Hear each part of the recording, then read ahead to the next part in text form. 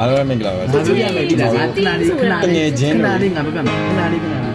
မင်းတို့မစီခေါင်းတိုင်းကြီးอ่ะဟာတင်းနေ အစမ်းမိုင်ကျွန်တော်တို့အန်ကြီးကိုသွားခေါ်มาမယ်ထင်ပါတယ် ဘောလေးယူနေတယ်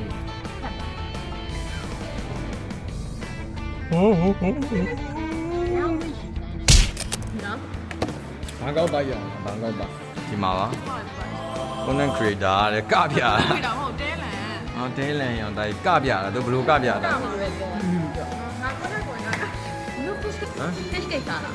စားရင်စားရင်စားရင်စား ဟောတင်းနဲ့သားပေးပါဘာလို့မပြော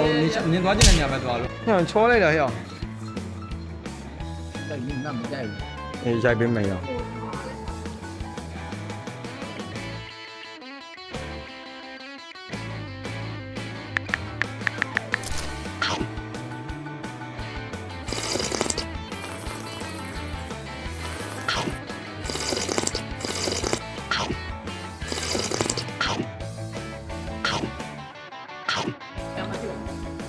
အဲ့ဒီကတော့သမူစာအဲ့မှာပါလိလေ ဟောမရိုင်းတော့ ဟာတော့မဖေးကြောရ ကဲရှင်းရှင်းပြီးတာ ရှင်းရှင်းလိုက်ပြီရောလက်ကုပ်လေးပြည့်ကဲကျွန်တော်ဒီနေ့ vlog တော့ဒီလောက်ပါပဲကျွန်တော်အခုဆိုရင်တော့အိမ်ပြန်တော့မှာမယ် ဒီနေ့ဘလော့ဒီလောက်ပါပဲတော်တော်သားနေအောင်တော့တော်တယ်